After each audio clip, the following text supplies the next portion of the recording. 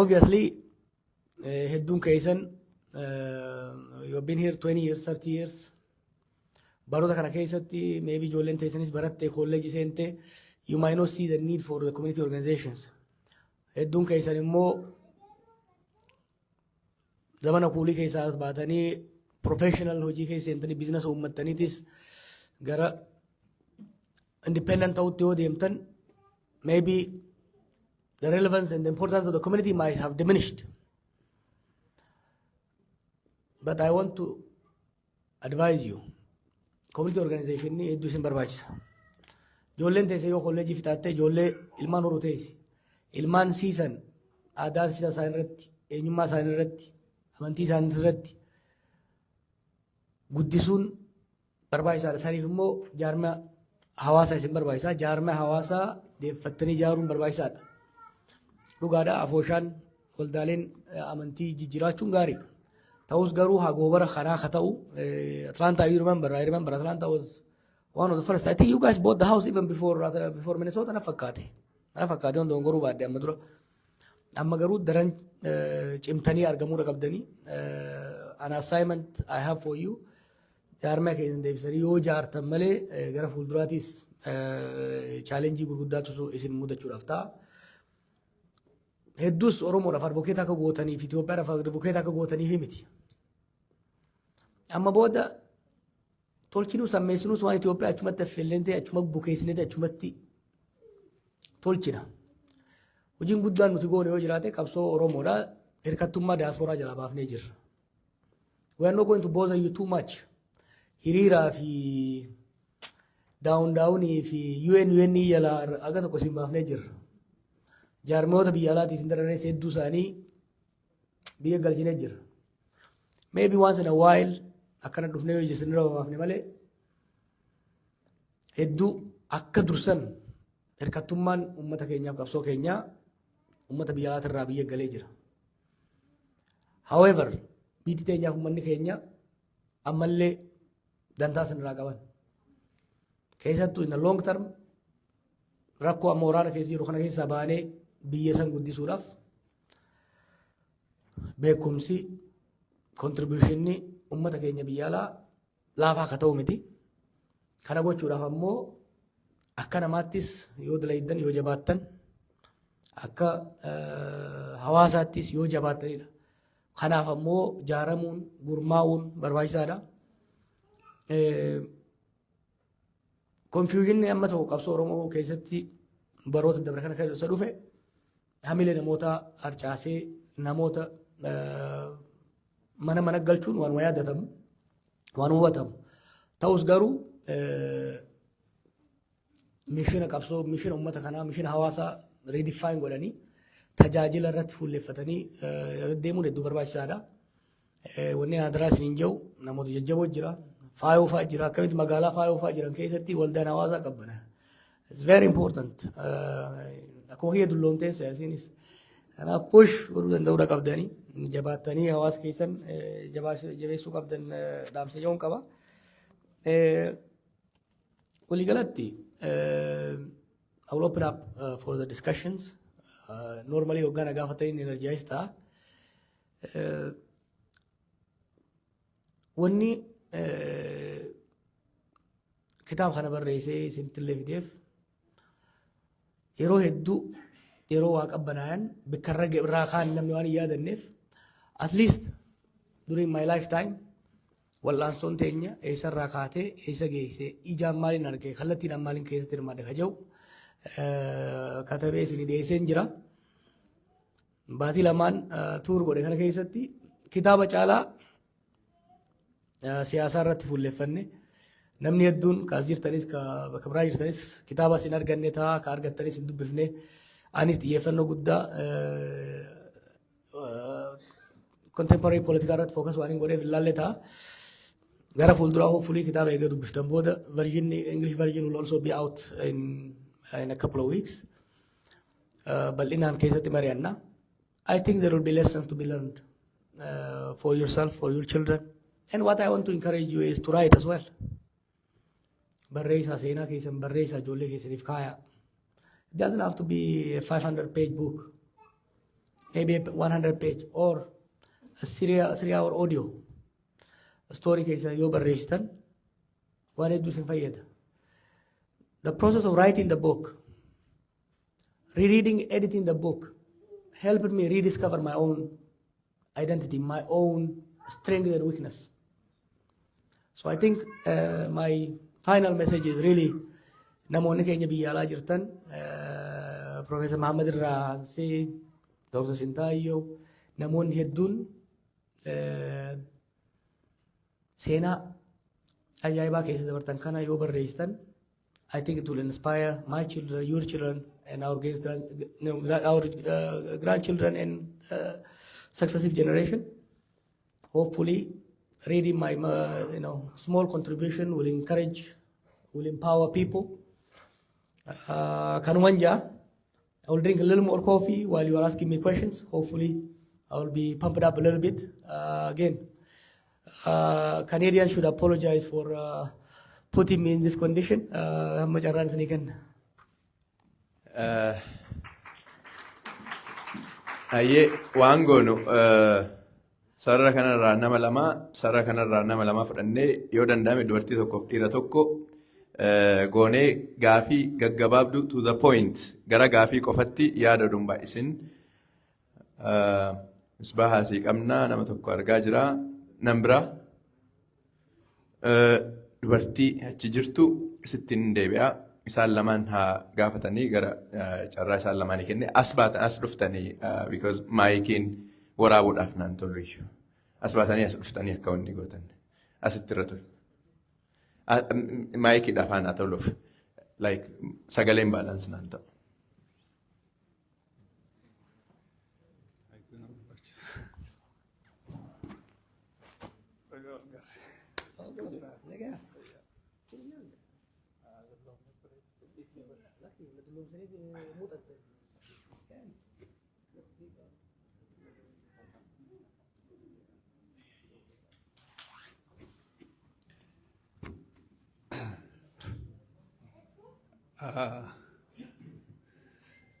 Zach, Abdullah Matim Tigari, no Matim, and I don't care anything. Johar Bagawal Garre, absolutely, I said to Aluman to Ray, Angatoko. This is the Kodokotagama, absolute Casmon of the debate, Gamagama Legira, no Koran Toku. Is it a Kataka Cassi, a lucky Casimidi, lucky Cassijual Mormon Nigira? Demne no more. Galin tanya tak mati no badai jelas. Tanah nama zasut fetch oh ya gerte. Isanis bagara bir rakosan kisah bahasa. Arasu wal garre. It could have been worse. Yaro at mana rajib tu sani bisa yaro umasan kisah tega tikalte. We lost so many. Ormo kapsau tak abung kamne dabne. Yagati bahasa itu kana jidutis. Kapso kana kaba jende tuma ate sankai safte baga asitun mulabde bajaye egan kana je wonnin ju baye injiru arrawre nasjiru e kitabati waye politika baye hasu fi joharille da dabsu fi miti waye politika da oromo da yo khafne ballada guyan to konungeu wae politika sana so ne bane baru barbad wan guyam kun wae eb kitaba khanatef kitabni akuma tijette barru qabsu arrata ngarra man oromo gode kaysatti so wahid dun kataba me jirate probably faida gudda rar kan turre kun kajal qabatahu batus wan kana dura kataba me fi wan amma barni barreisa kana kaysa wahid war kanne wan nujajjabisa rakko agarre fi dadhabina qabnus keessatti agarre kawwalin deemnu qaraa itti walin deemnu sanillee irratti walitti mari'annu jeetiin abdadha haa ta'u riyaadan qabu jira atis jettee jirta namnillee jee jira the Oromo situation around the keessatti as I might see it is rakko Hudduubatti qabsoon teenya deebitee uummanni keenya mana galee abdii muratee sanbira kutee bakkatti irkatullee dhabee karaa deemu wallaalee maaliif Oromoon maaliif qabsoo san keessatti namni dukun dilli kun kadhume kun rakkoo Jawaar keessa dabree irraa walitti dabaltee maaliif kun ta'e jennee wal gaafachuullee dadhabne we just remained personally maraachuu waan akkasii san keessa seenne. So kanaaf akkitti amma deemaa jirru kun arra hawaasni keessa jirra sun warri as jirtan kun arraan tana keessatti probably Jawaar rabbi ittiin godhan yoo Jawaar boru waa ta'e probably gabbaatanii Jawaarriif illee kan iyyatanii dan maybe xiqqoota. We are in that situation. Jawaar hidhamee jennaan biyya san keessatti daltii takka arraan tana si jibbitullee akkasii jibbitu taasisu maal Beetaleem tajaan takka. So she also kan gaafa Jawaar qabame Itoophiyaan ibiddaa qabataa je'etii yaadee ture jette. So si so wanni argite maal Oromoo cal jette. Saad. Haacaaluun du'eeti arraan tana keessatti kan boonyan jiru mana kana keessa haacaaluudhaafis we lost such a young person who rallied Oromo together as Jawaar. Haa ta'u immoo waan biraatiin deebi'a arra Jawaariif wanni hin gaafii qabu akka gaafittis which concerns me also because qabsoon tun anaafis siifis waan takka. Atis kaastee jirta ati nam tokko probably anything can happen to me to you karaa rabbiitiinis karaa namaatiinis yoo arra ati waa taate probably qabsoo tana waan ati itti jirtu kana namni itti fufu is there tokko akka kafaa'oo wajjin jirtuttiin beekaa ta'a kafaa'oo wajjin jirta jettiin dhaabni kee kafaa'oodha kafaa'oon waan ati amma ittiin deemtu kana are they supporting one are they supporting you behind you one person is one person abdadda beeka jaarmatti amana Jawaarisi anis jaarmatti namana politikaanis jaarmee malee hin deemu. Do you have jaarmee arraan tana politikaa kee kana ammaan tana ittiin deema jettu kana wajjin itti deemtu qabda tokko of kafaa wajjumaan kanatti jirta lam. I am happy if you establish a new organization to join you which promotes the Oromo struggle forward. Sani akeeka sani jiramoo karaan nagayaa kadhati jettu kun akka nam tokkootti kophaatiitti kan itti ooftumoo how we going to proceed qabsoo Oromoo tana eessatti ofu jirra maal godhu deemna organizationiin Oromoo kammaan tana faca'ee jiru kun ammaa huni agartaa dhaabaanan keessa jiru wajjin haala keessa jiru ni agartaa biyya san keessatti waa takka godhuun amma akka jiru kana keessatti dadhabamee we couldn't promote anything hidha jira namuu biyya san keessatti waraana tokkicha kararaan tan argaara jiru malee let me talk man bitama wajjin lakkin na dhagaye takkitti daqiiqa kanaa kan nin fita daqiiqa takka waraana tokkicha arraan tana xiqqisha Oromoo biratti abdii qabatee mootummaa ammarraan tana jirullee waan tokko karaa bansiisu jiru kana alatti organizationiin cufti mana hidhaa jira kanaaf dhaabijanii